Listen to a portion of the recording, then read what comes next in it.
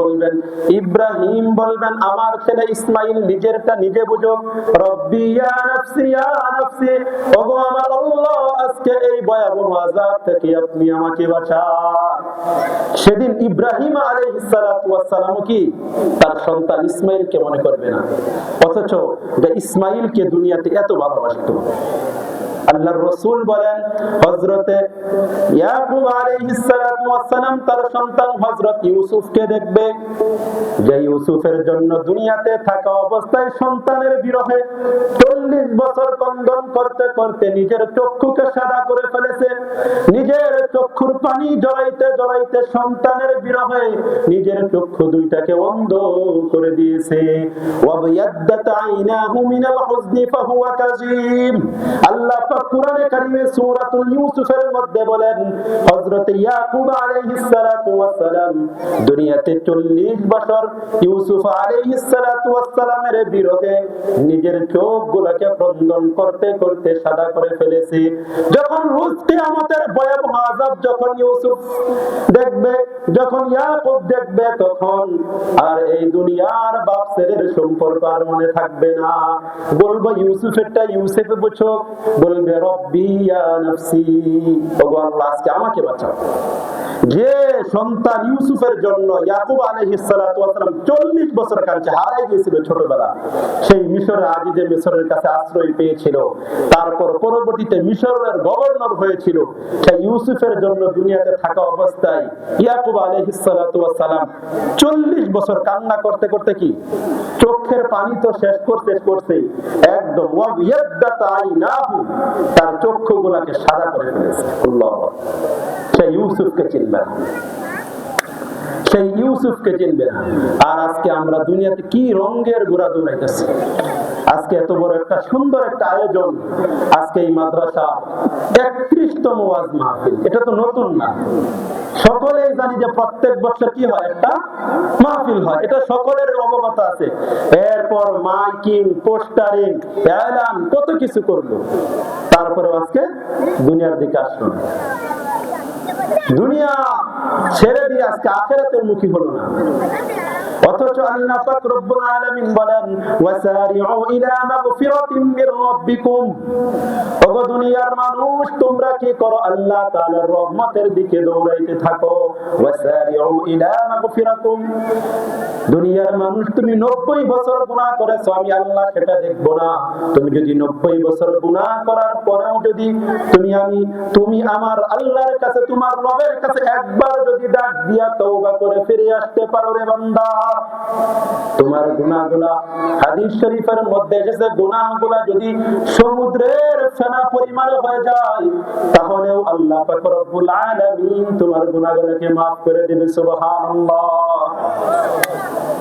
আল্লাহ পাক রব্বুল আলামিন বড় ভালোবাসে আমাদেরকে, বড় ভালোবাসে। যদি আমাকে আপনাকে যদি ভালো নাই বাসতো, তাহলে কি পরিমাণ নাফরমানি আমি আপনি করি, এক ফোঁটা পানি আমাকে আপনাকে দুনিয়াতে খাওয়াইতো না, ঠিক কিনা? যে পরিমাণ নাফরমানি আমরা করি, যদি আল্লাহ পাক রব্বুল আলামিন যদি দয়ার সাগর না হইতো, আল্লাহ পাক রব্বুল আলামিন যদি আমার আপনার উপর রহমতের চাদর না বিছাইয়া দিত, তাহলে আমার বিশ্বাস দুনিয়ার সকলে এটার সাথে একমত হবেন যে আমাকে আপনাকে এক ফোঁটা পানি পর্যন্ত খাওয়ায়, ঠিক কিনা? যে পরিমাণ নাফরমানি করি। আল্লাহ পাক রব্বুল আলামিন আমার আপনার উপর সবচেয়ে বড় একটা আমল দিয়েছেন, সেটা হচ্ছে as-সালাত। নবীজি দুনিয়াতে আসার পরে বলেছেন as-সালাত, মৃত্যুর আগ পর্যন্ত বলেও বান্দা উম্মত, আমার উম্মত শুনে রাখো, as-সালাত, নামাজ বিনে কোনো গতি নাই। আউয়ালু মা ইউহাসাবু বিহি আবদু ইয়াউমাল কিয়ামাতি as-সালাত। ওগো আমার উম্মতরা শুনে রাখো, দুনিয়া থেকে বিদায় নেওয়ার পর তোমার আমার হিসাব হবে সর্বপ্রথম নামাজের হিসাব হবে, ঠিক কিনা? সর্বপ্রথম কিসের হিসাব? নামাজের হিসাব। অথচ আজকে নামাজের কোনো খবর নাই, শুধু দুনিয়া আর দুনিয়া, দুনিয়া আর দুনিয়া, ঠিক কিনা? শুধু দুনিয়া। যদি কিছু টাকা পয়সা না কামায় যদি সন্তানের ভবিষ্যৎ যদি না করে যাইতে পারি, তাহলে আমার সন্তানের কি হবে? আরে ব্যাকুল, তুমি কেন পৃথিবীর কোন মানুষ, পৃথিবীর কোন বাবা মা তার সন্তানের শেষ কাজ করে দেওয়া যাওয়া সম্ভব না। আমার আপনার ব্যবহারে মনে আমরাই মনে কি দুনিয়ার শেষ কামলা, আমার পরে আর কোনো কেউ কি কাজ করবে না, আমরাই শেষ কামলা, যে সমস্ত কাজ শেষ করে তারপর কবরে যাব। মনে হয় যে সন্তানের লাইফ সেটেল করে দেবো, আমি শেষ কামলা, দুনিয়া তার কামলা আইবে না, সব কাজ শেষ করে তারপর সন্তানকে সেটেল করে দিয়ে দেবো না। আজকে আমার আপনার চক্ষু দুটো যদি বন্ধ হয়ে যায়, সূর্য থেমে যাবে না, চন্দ্র অস্ত যাবে না, দুনিয়ার আলো বাতাস থেমে যাবে না, ঠিক সেরকম ভাবে চলতে থাকবে যেরকম ভাবে গতকাল দুনিয়ার আঞ্জাম গুলা কাজগুলা চলতেছিল, ঠিক কিনা? নাকি আমি আপনি মরে গেলে দুনিয়ার আলো বাতাস বন্ধ হয়ে যাবে, পূর্ব দিগন্তে সূর্য ওঠা বন্ধ হবে না? না রে বান্দা, দুনিয়ার কাজ দুনিয়ার মতো চলতে থাকবে, কিন্তু আমার আপনার আখিরাত বরবাদ হয়ে যাবে, ঠিক কিনা? আল্লাহ পাক রব্বুল আলামিন আমাকে আপনাকে বড় সৌভাগ্য দিয়েছেন। আল্লাহ পাক রব্বুল আলামিনের কাছে যদি মাফ চাই, আল্লাহ পাক রব্বুল আলামিন আমাকে আপনাকে সাথে সাথে মাফ করে দিতে প্রস্তুত, ঠিক কিনা? আল্লাহ পাক রব্বুল আলামিন আমাকে আপনাকে জাহান্নামে দিয়ে কোনো ফায়দা নাই। আমি আপনি সারাদিন সারা রাত ইবাদত করলে মাওলার সত্তায়াতের মধ্যে কোনো ফায়দা নাই। আমি আপনি যদি ইবাদত বندگی করি তাহলে আমার ওই লাভ, আপনার ওই লাভ, আল্লাহর কোনো লাভ নয়, দুনিয়ার কোনো মানুষের লাভ নয়। দুনিয়ার মধ্যে যদি ইবাদত বندگی করতে পারি তাহলে আমার আপনার আখিরাতটা সুন্দর করে দিবেন কে? আমার আপনার আখিরাত সুন্দর করে দিবেন কে? আল্লাহ পাক রব্বুল আলামিন আমাকে আপনাকে দুনিয়াতে পাঠাইছেন আখিরাত কামাইবার জন্য। দুনিয়াতে আমি আপনি যদি নাও কামাই তাহলে দুনিয়া চলে যাবে। যে 5 তলাতে থাকে তারও একদিন জীবন শেষ হয় রে বাবা। যা দুনিয়াতে মাসে 5 লক্ষ ইনকাম করে তার একদিন দুনিয়া শেষ হয়ে যাবে, ঠিক কিনা? এই জন্যই আমাদেরকে আখিরাত নিয়ে ভাবতে হবে। ইব্রাহিম ইবনে আদহাম অনেক বড় একজন বাদশা ছিলেন, প্রেসিডেন্ট ছিলেন। তিনি 4টা প্রশ্নের কারণে, 4টা প্রশ্নের উত্তর না পাওয়ার কারণে এই দুনিয়া ত্যাগ করে দিয়েছিলেন। এই দুনিয়ার ভালোবাসা ত্যাগ করে দিয়েছিলেন। কি 4টা কারণ? যে 4 কারণের জন্য ইব্রাহিম ইবনে আদহাম এই দুনিয়া বিমুখ হয়ে গিয়েছিলেন। প্রজারা বলে, ইব্রাহিম ইবনে আদহাম কি কারণে তুমি বাদশাহী ছাড়লা? কি কারণে তুমি দুনিয়ার বিমুখ হলা? ইব্রাহিম বলেন, 4টা কারণে আমি এই দুনিয়াকে ছেড়ে দিয়েছি, এই দুনিয়াকে লাথি মেরে দিয়েছি। কি সেই 4টা কারণ?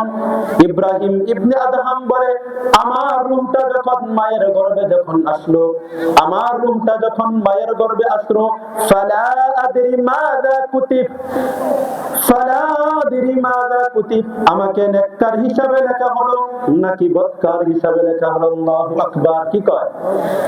আমাকে যখন মায়ের গর্ভে যখন দেওয়া হলো, ফালা আদরি মাযা কুতিব, আমি জানি না যে আমাকে নেককার হিসাবে লেখা হলো নাকি বদকার হিসাবে লেখা হলো। এই কারণে, এই একটা কারণে আমি আজকে এই দুনিয়ার মধ্যে যে আমার যে বাদশাহী দিয়েছেন, সেই বাদশাহীকে পিছনে ছুঁড়ে ফেলে দিয়ে আমি শুধু মাওলা পাককে খুশি করার জন্য ছুটতেছি। 2 নাম্বার কারণ কি? যে কারণে ইব্রাহিম তুমি বাদশাহী ছাড়লা। ইব্রাহিম আদহাম বলেন, ইয়া আইয়াতুহান নাফসুত তাইয়্যিব, ইয়া আইয়াতুহান নাফসুল খাবিস, যখন আমার মৃত্যু এসে যাবে তখন হযরত আজরাইল আমাকে ডাক দিবে, ইয়া আইয়াতুহান নাফসুত তাইয়্যিব, হে ভালো হৃদয়ের, হে ভালো আত্মার অধিকারী, এটা বলে আমাকে সম্বোধন করবে নাকি ইয়া আইয়াতুহান নাফসুল খাবিস, যে হে পাপিষ্ঠ আত্মা, এটা বলে সম্বোধন করবে। ফালা আদরি মাযা ইউখাতিব, আমাকে কি বলে ডাকা হবে আমি ইব্রাহিম জানি না। আমাকে বদকার হিসাবে, আমাকে ইয়া আইয়াতুহান নাফসুল মুতমাইন্না হিসাবে ডাকা হবে নাকি বদকারের রূহ হিসাবে আমাকে ডাকা হবে? আল্লাহু আকবার। দুই নাম্বার কারণ ছিল এটা, আমি ইব্রাহিম জানি না মৃত্যুর অবস্থায় যখন আমার রূহকে কবজ করা হবে, নেককার হিসাবে কবজ করা হবে নাকি বদকার হিসাবে কবজ করা হবে আমার জানটা। এটার জন্য কি কারণে পেরেশান, হাদিস শরীফের মধ্যে আছে বিশাল কথা, এত লম্বা কথা বলা আমার সময় নাই। কিন্তু হাদিস শরীফের মধ্যে দেখা যায় যদি আমার আপনার আত্মাটা যদি নেককার হিসাবে যদি কবজ করা হয়, তাহলে মৃত্যুর পরবর্তী থেকে সালাম দেওয়া শুরু হবে। সালাম দিতে দিতে, সেলুট দিতে দিতে মহান রব পর্যন্ত বলবে সালামুন কাওলাম মির রাব্বির রহিম। স্বয়ং মাওলা পাক রব্বুল আলামিন আমাদেরকে সালাম দিবে যদি নেককার হিসাবে যদি আমার আপনার জানটা কবজ হয়। এই ছিল দুই নাম্বার কারণ। আর তিন নাম্বার কারণ হচ্ছে আমাকে আপনাকে যখন কবরে শোয়া দিবে, ইব্রাহিম আদম বলেন আমাকে যখন কবরের মধ্যে শোয়া দিবে, আমি জানি না ফালা আদরি আও আজিব আম লা তুজিব, আমি কি কবরের প্রশ্নের উত্তরগুলো সঠিকভাবে দিতে পারবো কিনা আমি ইব্রাহিম সেটা জানি না। এই কারণে আমি দুনিয়া বিমুখ হয়ে গিয়েছি। আমি এই কারণে আমি কি করেছি, আমি আমার বাচ্চা হিতকে ছেড়ে দিয়ে আমি আল্লাহ পাগল হয়ে গেছি। তিন নাম্বার কারণ কি, যখন কবরে আমাকে শোয়া দেওয়া হবে, ফালা আদরি আও আজিব আম লা তুজিব, আমি জানি না আমি কি প্রশ্নের উত্তরগুলো সঠিকভাবে দিতে পারবো কিনা। আর চার নাম্বার কারণ হচ্ছে ফারিকুন ফিল জান্নাতি ওয়া ফারিকুন ফিস সাঈর ফালা আদরি আইয়ুল ফারিকাইন, আমি জানি না সেদিন দুইটা দলের মধ্য হতে আমি কোন দলের অন্তর্ভুক্ত হয়ে যাব। ওয়ামতাজুল ইয়াওমা আইয়ুহাল মুজরিমুন, আল্লাহ পাক রব্বুল আলামিন বলবেন যে আজকে ভালো এবং মন্দ দুইটা দল হবে। ভালো মন্দ কয়টা দল হবে? দুইটা দল হবে।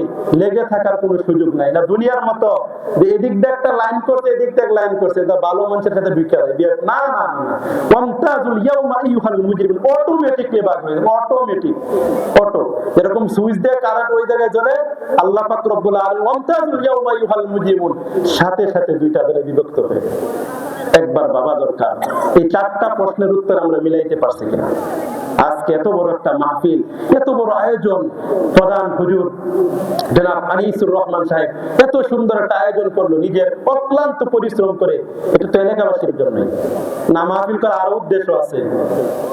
উদ্দেশ্য তো একটাই যে এলাকার মানুষ দ্বীনের কথা শুনবে, আল্লাহকে চিনবে, রাসূলের ভালোবাসা অন্তরের মধ্যে সৃষ্টি হবে। অথচ আজকে দোকানপাট বরবারে দুনিয়া নিয়ে কি ব্যস্ত। আরে বেকুব, এই দুনিয়া দুনিয়া করে কি পাইলা? এই সুদ ঘুষ হারাম হালাল না বাঁচায়া না চিনিয়া কি পাইলা?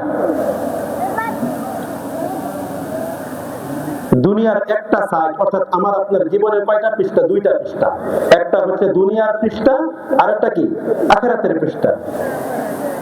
দুনিয়ার মানুষ সামনের পৃষ্ঠা তো সাজাইলা সোফা সেট দিয়া, সামনের সেটটা তো তুমি সাজাইয়া দিলা, বিল্ডিং বানাইয়া সামনের পৃষ্ঠাটা তুমি আমি সাজাইলাম, রং বিরঙের ঘর বাড়ি দিয়া সামনের পৃষ্ঠাটা সাজাইলাম দুনিয়ার সকল প্রকার নাজ নিয়ামত দিয়া। একবার তো চিন্তা করলাম না উপরের পৃষ্ঠা যে খালি পড়ে রইল, সেই পৃষ্ঠার মধ্যে সিজদা কোথায়, নামাজ কোথায়, সেই পৃষ্ঠার মধ্যে যাকাত কোথায়, সেই পৃষ্ঠার মধ্যে আল্লাহর ভয় কোথায়, সেই পৃষ্ঠার মধ্যে তাকওয়া কোথায়, যে পৃষ্ঠা আমার আপনার জন্য আখিরাতে পড়ে রয়েছে, ঠিক কিনা?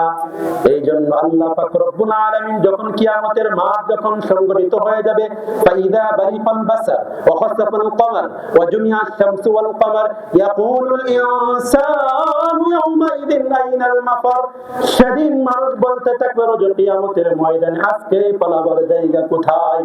কাল্লা লা ওয়াজার, আল্লাহ পাক রব্বুল আলামিন বলবে বান্দা না না না, আজকে কোনো পালানোর জায়গা নাই।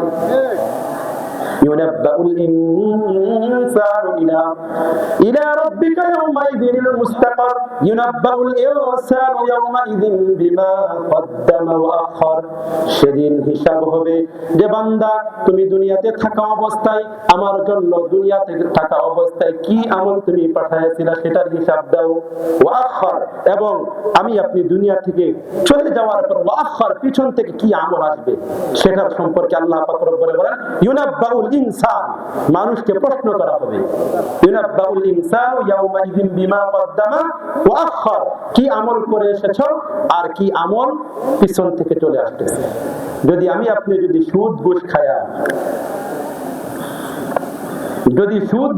যদি কি করি, যদি সন্তানের জন্য ঘর বাড়ি করে চলে যায়, তাহলে তারা যখন দুনিয়াতে টেলিভিশনের ব্যবস্থা করি, মিসলু আসামি মান তাবিআহু, হাদিস শরীফের মধ্যে এসেছে এক বিন্দু পরিমাণ তোমার আমলনামায় কম আসবে না, এক বিন্দু না। যতটুকু তুমি দুনিয়াতে রেখে আসবা, আল্লাহ পাক রব্বুল আলামিন তোমার আমলনামায় এতটুকু পাঠিয়ে দিবে। তুমি যদি দুনিয়াতে ভালো কাজ করো, সেই ভালো কাজ আসতে থাকবে, আর যদি মন্দ কাজ, বদকার সন্তান, সুদ ঘুষের ব্যবস্থা যদি রেখে আসো, তাহলে মৃত্যুর পরবর্তী জীবনেও দুনিয়া থেকে কি এইগুলো আসতে থাকবে। আল্লাহ পাক রব্বুল আলামিন আমাকে আপনাকে আমল করার তৌফিক দান করো। ওয়া মা আলাইনা ইল্লাল বালাগ।